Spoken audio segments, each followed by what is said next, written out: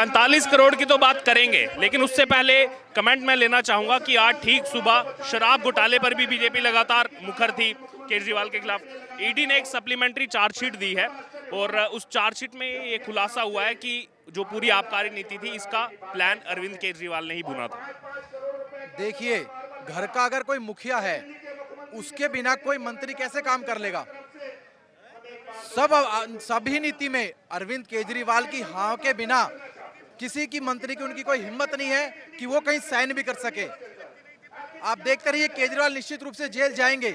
अपने बच्चों की झूठी कसम जिस इंसान ने खाई है, ऊपर वाला भी उसे देख रहा है, छोड़ेंगे नहीं। वो जेल जाना उनका तय है। इतने भ्रष्टाचार, सबकारी नीति, मंदिर के सामने ठेका, मस्जिद के सामने, स्कूल नहीं देखे, बच्चों के भविष्य नहीं देखे। बस वो सोचते हैं कि सबको फ्री का लालच लगाए रखें, नशे का लालच लगाए रखें, ताकि उनसे कोई कुछ सवाल ना कर सके। इसके अलावा अगर बात की जाए तो यहाँ पर संजय सिंह, जो लगातार अब इस शराब घोटाले में जब से मनीष सिसोदिया अंदर गए तब से रोजाना कुछ ना कुछ बयान आ रहे हैं उनके। अभी ईडी के अधिकारियों पर भी मानहानि की बात कर रहे थे, उनका भी जिक्र इस चार्जशीट में दोबारा से किया गया है। वो कहते हैं ना, खिसियानी बिल्ली खंबा नोचे, तो इनकी वही हालत हो चुकी है। अभी ये सब बिल्कुल होपलेस हो गए हैं। बिल्कुल इनको दिख रहा है कि अब इनके नीचे की जमीन खिसकने वाली है। तो कभी इस पे आरोप, कभी उस पे आरोप, सिर्फ आरोप की राजनीति तो करते हैं। केजरीवाल तो शीला दीक्षित पे भी आरोप लगाते थे कि ये जेल जाएंगी और इनके कमरे में एसी है, बाथरूम में एसी है, यहाँ एसी है, वहाँ एसी है, पूरा घर ऐसा है वैसा है। और आज खुद क्या कर रहे हैं वो? जनता के एक एक खून पसीने की कमाई को किस तरह से उन्होंने अपने आलिशान, अपने भोग विलास के लिए इस्तेमाल करा। ये सारी दिल्ली की जनता देख रही है, अपने आप को ठगा महसूस कर रही है कि कैसे फ्री का लालच देके बसों की हालत आज हम देख रहे हैं कितनी बुरी हो गई है।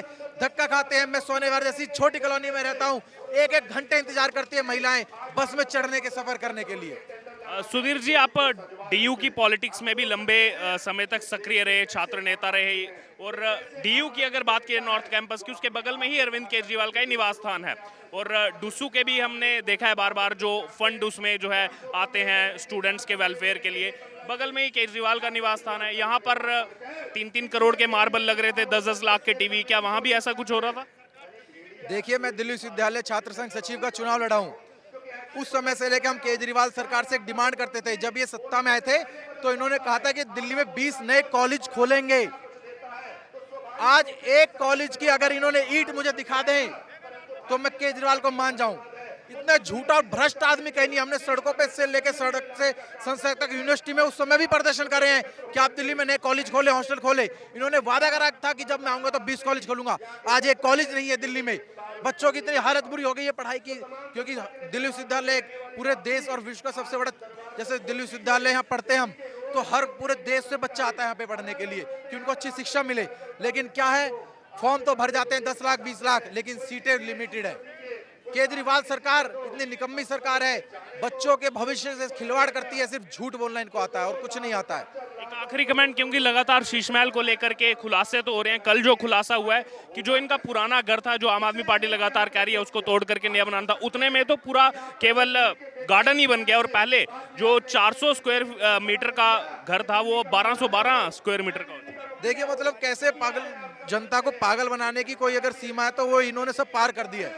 पहले कह रहे थे कि हमने रेनोवेशन करवाया है, अब सैटेलाइट से हम देख रहे हैं कि कैसे पूरा नया ही घर बनवाया गया है। मतलब अगर दिल्ली की जनता की आंखें अगर अब भी नहीं खुलती है तो कोई कुछ नहीं कर सकता। हम बहुत ठग लिए हैं, बहुत ठग लिया गया हमको। पूरी नई बिल्डिंग बना दी और आज कह रहे हैं कि हम रेनोवेशन करवा रहे हैं। किस तरह से बेवकूफ बना रहे हैं, कितना सफेद झूठ बोलते हैं, मुंह के मुंह पर बदलते हैं। उसमें 42 जो है वो हाउसकीपिंग स्टाफ का भी जिक्र आया है। 10 उसमें जो गार्डन का रख रखाव करेंगे, 20 की सुबह की शिफ्ट है, 10 की जो केवल सिक्योरिटी नहीं हाउसकीपिंग का काम करने, और दिल्ली के सरकारी खजाने से उनको जो है पे किया जा रहा है। देखिए, जब कोई सत्ता के लालच में चूर हो जाता है तो वो ऐसे करता है कि उसके पैन उठाने के लिए भी एक आदमी चाहिए, उसके बर्तन धोने के लिए एक अलग से आदमी चाहिए। कैसे कैसे वादे करते थे, गाड़ी नहीं लूंगा, बंगला नहीं लूंगा। मैं तो सामान्य आदमी हूँ जी, 3-4 कमरों के घर में रह लूंगा जी, मुझे क्या जरूरत है 20-25 गाड़ियों की। आज 28 गाड़ियों का काफिला चल रहा है। 100-125 से पुलिस कर्मी उनकी सुरक्षा में लगे हुए हैं। 25-25, 40-40 नौकर उनके घर में उनकी सेवा करने के लिए लगे हुए हैं। जनता की सेवा करने आए थे। आज भोग विलास में इतने लुप्त हो गए हैं, इतने भ्रष्टाचार में लुप्त हो गए हैं, इनसे भ्रष्ट आदमी कोई नहीं है। सबके नाम गिनवाते थे, ये भ्रष्ट है, वो भ्रष्ट है, वो भ्रष्ट है, सबके साथ खड़े हो जाते हैं आज ये। चुनाव आते ही कि सिर्फ नहीं अब मोदी जी को हटाना है जी, अब मोदी जी हट जाएंगे तो कोई दूसरा हटाना है जी, बस खुद को बैठना है जी। उसमें कहा है कि ये आबकारी नीति अरविंद केजरीवाल का ही प्लान था और किसी का प्लान नहीं था, मेन इसमें अरविंद केजरीवाल। जी बिल्कुल ठीक कहा। ये तो एक समझदार व्यक्ति को, समझदार जनता को ये समझना ही चाहिए कि जो घर का मुखिया है और जिसने सब बच्चे पैदा किए, तो वहाँ पे मुखिया की ही चलती है और मुखिया ही प्लान करता और मुखिया के हिसाब से चल। लेकिन मजबूरी है, मुखिया के बाद नंबर 1, नंबर 2, नंबर 3, नंबर 4 वैसा ही करेंगे। जैन साहब हो या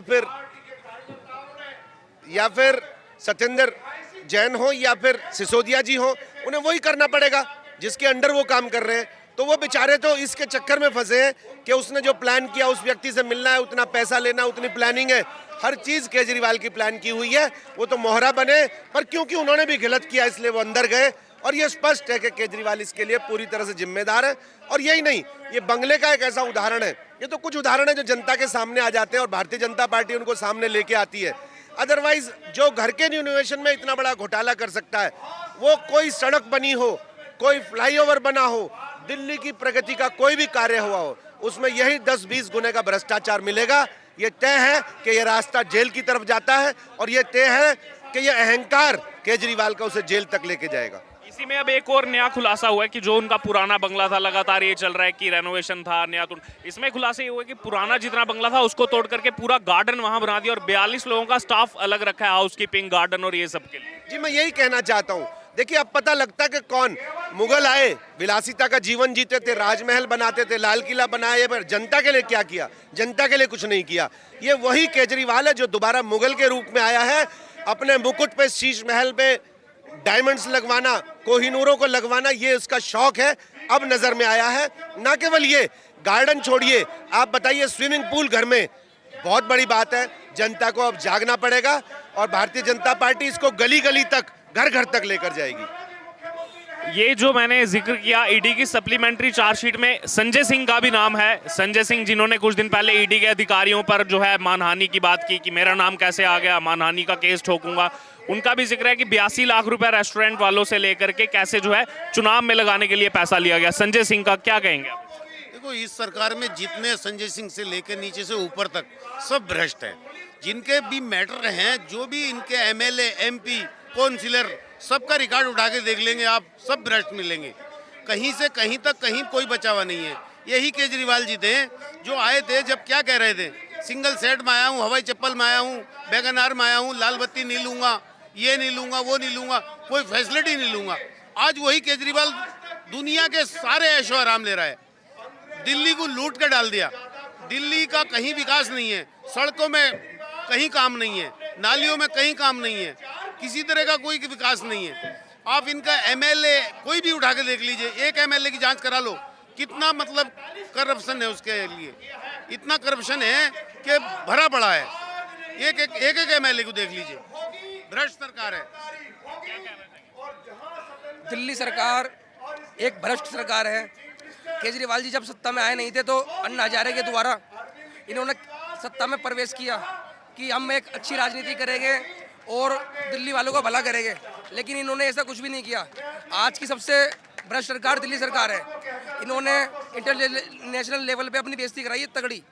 और आप जानते हो जो 45 करोड़ का रेनोवेशन जो इन्होंने अपने बंगले पे कराया है, ये पूरी दिल्ली के सामने है। और आप जानते हो कि जो ये लोग कर रहे हैं वो ठीक नहीं कर रहे, ये भ्रष्ट सरकार है, इस पर कार्रवाई होनी चाहिए। सर क्या नाम है आपका? कब तक ये धरना ऐसे बीजेपी बैठी रहेगी? कल भी पूरा दिन ऐसे ही बैठे रहे थे? ये अभी निरंतर चलता रहेगा। ये घोटाला उस समय का है जिस समय लोग मर रहे थे, कोरोना टाइम था। भाजपा का एक एक कार्यकर्ता, एक एक जिला पदाधिकारी, एक एक मंडल पदाधिकारी लोगों के बीच में था। केजरीवाल जी अपने घर के सज्जाओं में लगे हुए थे और ऐसे केजरीवाल जी को तुरंत इस्तीफा दे देना चाहिए।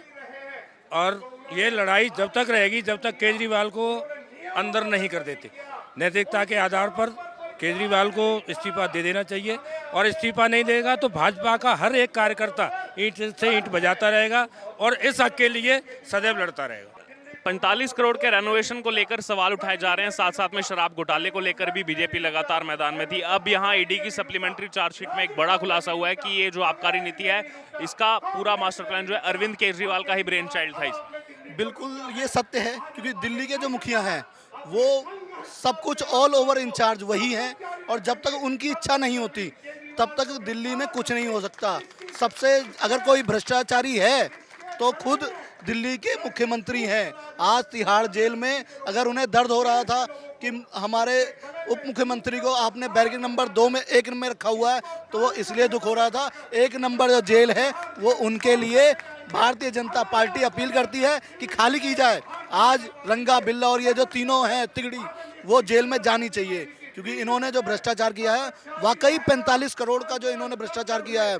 किसी के अगर छत का रेनोवेशन की बात करते हैं तो वो पंखों पर पैसा खर्च नहीं करता है, पर्दों पर पैसा खर्च नहीं करता है, वो मार्बल पर पैसा खर्च नहीं करता है, वो छत अपनी सही कराता है। लेकिन यहाँ पर छत सही ना कराकर उन्होंने सिर्फ और सिर्फ अपने बंगले पर 45 करोड़ रुपए खर्चा किया है। तो हम चाहेंगे कि वो इस्तीफा दें।